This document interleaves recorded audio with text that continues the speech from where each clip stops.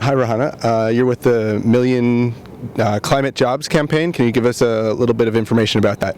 Well, the 1 million climate jobs campaign started in South Africa this year when about 40 organisations got together and thought, well, we've got some very clear and obvious solutions that need to be implemented to deal with climate change, and that's renewable energy, transformation of agriculture, public transport, energy efficient housing and construction, a whole range of other measures as well, also measures to improve resilience or enhance resilience of communities to adaptation to climate change, which is basically adaptation.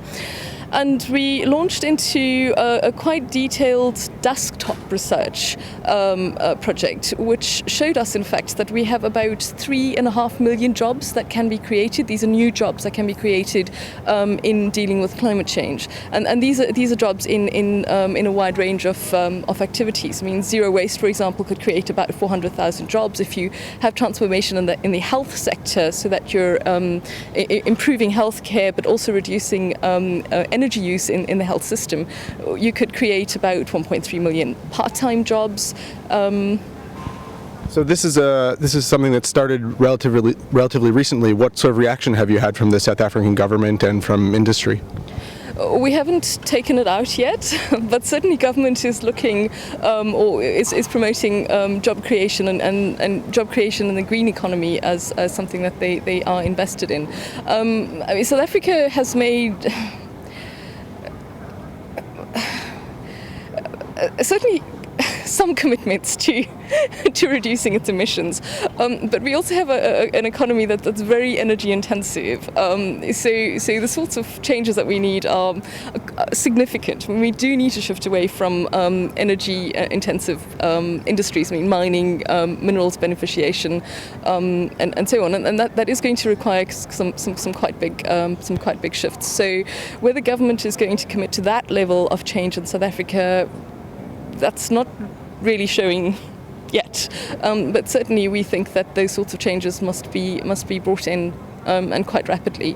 The one sort of very obvious area is in how we produce electricity. More than 90% of our electricity is produced from coal. And dirty coal, emissions intensive, other pollutants, very high impacts on health, on water quality from the mines, but also from the actual power stations. And we believe that we could be producing at least half our electricity in the next 10 years from renewable sources. We have a wealth of sun and wind resources that we can and should be using. And this would, of course, be effectively rolling out a whole new industry. We should be manufacturing the components here, and this would create jobs, build skills, also not just jobs, but good jobs, decent jobs. It sounds like a no-brainer. Why hasn't this happened already? Why are you meeting any resistance? Ask government, ask industry. But of course, I mean, South Africa's industry for a long time has been based on mining and extractive industries like that. So they've been quite resistant, I would think, to change in the way they do business? There's severe resistance to changing, to shifting away from the energy-intensive industries. We're effectively.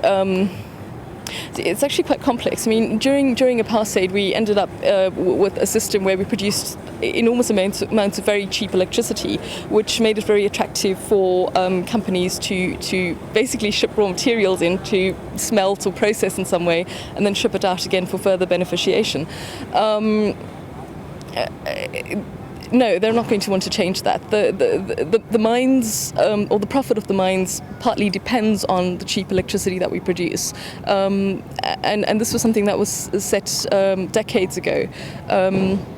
When there was basically a directive from governments then, or the government then, to for coal mining companies to deliver cheap coal, so that the parastatal, Eskom, the electricity parastatal, would be able to supply or produce cheap electricity, and this of course led to an expansion of mines with huge profits that do not remain in the country, that do not benefit South Africa. The jobs that they provide are not good quality jobs.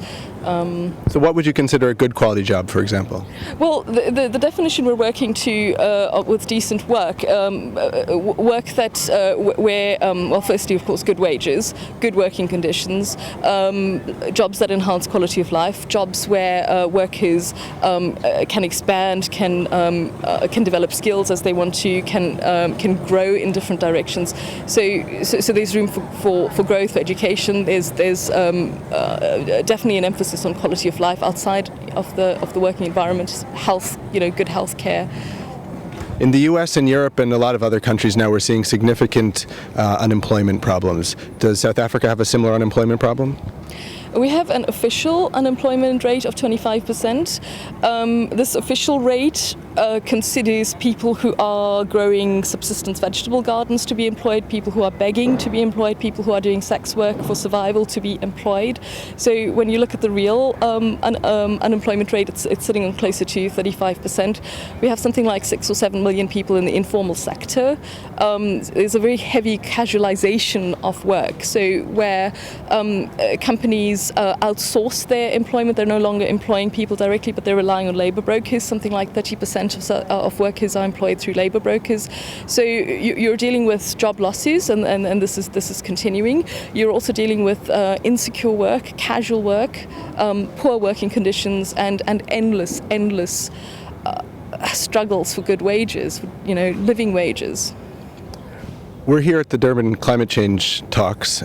20,000 people from all over the world have descended on your country to engage in very complicated negotiations of all different sorts. As a South African, what's your perspective on everything that's going on here? I think certainly from the 1 Million Climate Jobs campaign, we want to pressure our government to make commitments to emissions reductions. We're responsible for 1% of the world's emissions. Doesn't sound like a lot, but we have very high development needs. Those emissions are because of industries that benefit very few people. For us to develop, to have clean energy, to have good transport, to have good housing for all South Africans, our emissions are going to increase. And this is what makes it incredibly important for us to reduce emissions that are not aiding or that come from activities that do not aid development. So I think for the campaign, what we want to see is our government making strong commitments and also leading the way. We have very clear opportunities for reducing emissions, for providing basic services to all people. It really is a no-brainer. And this is where our focus will be. How do you feel about the South African government's role in leading these talks? I know the host country is always very important in guiding the talks at these negotiations. Do you feel like the South African government has been doing a good job in the lead up to these talks and setting a good environment? I'm not going to answer that one. Because no, I don't think so. Fair enough, but I suppose we'll have 2 weeks to see how everything progresses. Well, I'm not sure that anybody's expecting much progress at COP17, sadly. I see the negotiations at the moment as sort of this, this old person hunched over a walking stick and, barely, just sort of hobbling along. And this is what I see the negotiations as, and everybody here is exhausted. And we've been going through the same ground for years now. And Copenhagen was really where it hit us that we're not making progress. Nobody's really expecting progress at COP17 in Durban, which is really frightening. But at the same time, I think, hey, maybe here's an opportunity for a shake-up. Maybe something dramatic could happen here. So you haven't given up all hope? You can't. We're talking about massive global systems change. It's got to happen. Is there an alternative process that would be better? I think there needs to be a lot more involvement of civil society groups. I don't think governments listen to civil society groups well enough. How can civil society groups make their voice heard? I really think it's more about government opening up, that there must be a closer working relationship between government and civil society. Civil society generally is always way ahead, and government has to balance a whole range of concerns, understandably, but this is really a point at which we have to start listening. We have to make these shifts. We really have run out of time. We're seeing climate change already. The indications are that we're going to see catastrophic climate change. It is very much doom and gloom, and unless we just stop emissions right now, and even then it's dicey. We might still have catastrophic change. Something's just got to happen. Rahana, thank you very much. Thank you very much.